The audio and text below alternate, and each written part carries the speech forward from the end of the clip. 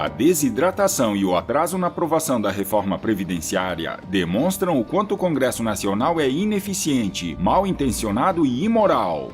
Os parlamentares não cumprem seu dever, não se entendem, agem como aloprados e não respeitam a sociedade brasileira. Falar em recesso, férias, viagens, sem cumprir o dever, é uma afronta ao país que tem dezenas de milhões de desempregados, passando enormes dificuldades para sobreviver. O pacote anticrime do Moro também já começou a ser desfigurado. Os canalhas tiraram uma das principais medidas do texto, que trata da prisão em segunda instância. Pode acompanhar, até a aprovação, será transformado pelos servos da corrupção em um pacote pró-crime, como fizeram com as 10 medidas contra a corrupção. Enquanto as ratazanas viajam para torrar os generosos salários bancados por nós, 200 milhões de otários, o Brasil segue parado. A população, o governo, os empresários e os investidores estrangeiros já perderam a paciência com os habitantes do Covil. Mas nós sabemos quem são os verdadeiros culpados pela desgraça que é o parlamento brasileiro. Somos nós, eleitores. Esses oportunistas e quadrilheiros que infestam o Congresso Nacional e que têm como único objetivo da vida sabotar o progresso do Brasil são simplesmente o retrato fiel de grande parte da sociedade brasileira, que insiste em votar nesses lixos. As eleições de 2018 removeram uma parte da escória política de Brasília, mas ainda sobrou muita ratazana, o suficiente para impedir que o Brasil deslanche em definitivo. Mas como consertar essa bagunça? Candidaturas independentes é a solução. O jurista Modesto Carvalhosa manifestou sua indignação sobre o desejo de parte do parlamento em aumentar o fundo partidário para 4 bilhões de reais para custear as eleições municipais do próximo ano. Para Modesto, a sociedade civil precisa, urgentemente, apoiar candidaturas livres para combater a partidocracia que tanto assombra o país. Escreveu Carvalhosa. Não há tempo a perder. O ministro Luiz Roberto Barroso precisa pautar urgentemente o recurso que defende o exercício do legítimo direito de todo cidadão brasileiro disputar eleições independentemente de filiação partidária. Candidaturas livres de filiação partidária constituem hoje o caminho mais rápido e seguro para que o Brasil viva a democracia na sua plenitude. Não é por outra razão que temos defendido as candidaturas independentes, pois elas, e só elas, é que podem pôr abaixo a partidocracia que impede o desenvolvimento nacional. Todos nós vimos, se, por um lado, a Câmara aprovou em primeiro turno a reforma da Previdência, por outro, praticamente dobrou o fundo eleitoral para as eleições municipais do próximo ano, o famoso Fundo da Vergonha Nacional, elevando-o a quase 4 bilhões de reais em 2020. Uma propina legalizada e imoral, com a óbvia finalidade de perpetuar no poder as oligarquias corruptas municipais, que dão sustentação à Central Única da Corrupção. Deram com uma das mãos, tiraram com a outra, morderam e assopraram. Foi desse modo que os deputados do Centrão anteontem agiram. Mas dirão eles que estão exigindo uma propina muito pequena. E o que são cerca de 4 bilhões de reais de fundo partidário, perto dos 900 bilhões de reais, ou agora seriam apenas pouco mais de 700 bilhões, que garantimos de economia ao Estado brasileiro nos 10 anos vindouros, são isto mesmo que a cidadania já respondeu. Cerca de 4 bilhões de dinheiro público para que as mesmas famílias e máfias políticas de sempre se eternizem nas prefeituras e câmaras municipais, em prejuízo de todo o país. A questão não é só de números, a questão é de valores, valores democráticos, valores de cidadania, como está claro. Por isso, as candidaturas independentes devem ser nossa prioridade absoluta neste momento. Acolhendo essa demanda, o Supremo Tribunal Federal fará justiça, mas fará também história.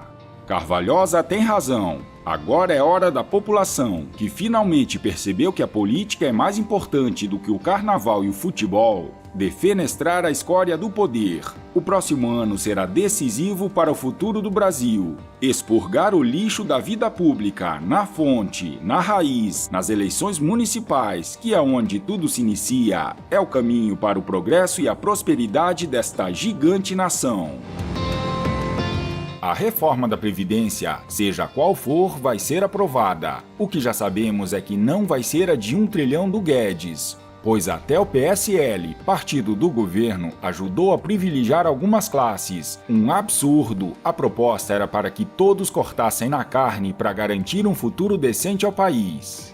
Mas com atraso, com desidratação, com traição, a reforma vai ser aprovada. Por isso, é urgente debater e cuidar de outra reforma prioritária, para muitos analistas, mais prioritária do que a previdenciária, que vai retomar o crescimento e desenvolvimento econômico gerando empregos. A tributária. A pergunta básica é: qual reforma tributária vem por aí?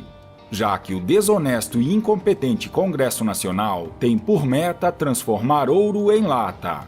O mistério tem de ganhar transparência já. Hoje e sempre no Brasil, quem ganha menos é quem paga mais impostos, cobrados indiretamente nos preços dos produtos de consumo. Não tem como nosso povo prosperar assim.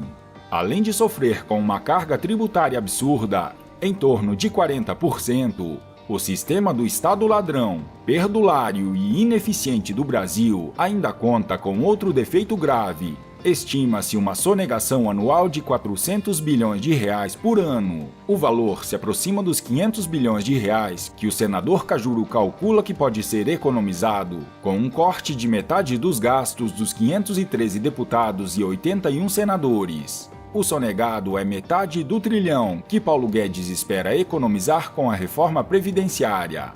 Já circulam duas propostas que merecem amplo debate.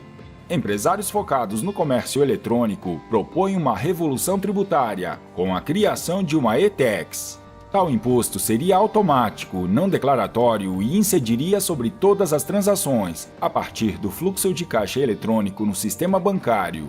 Fala-se de uma cobrança que poderia variar de 0,3% a 2,5%. A aposta é que o e-Tax seria um imposto ganha-ganha.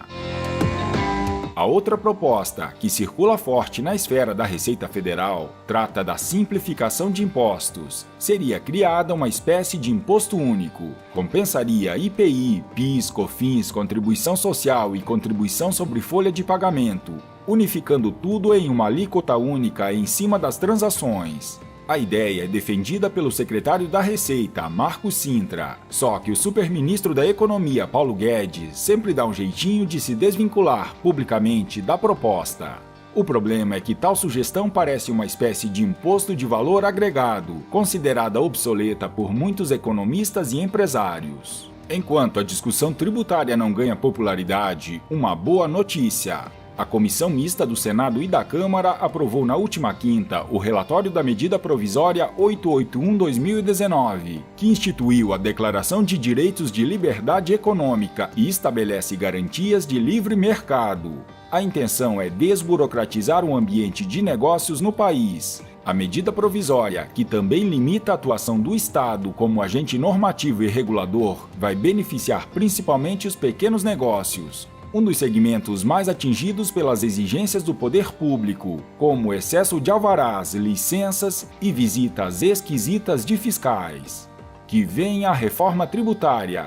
Se o Banco Central conseguir avançar nas propostas que abaixarão o custo do crédito, fortalecendo fintechs e cooperativas, a economia brasileira tem chances reais de avanço.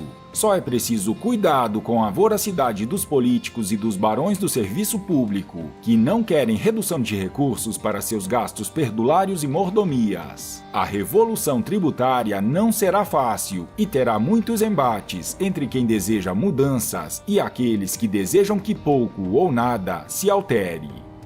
A máquina do governo virou uma gigantesca engrenagem de transferências perversas de renda.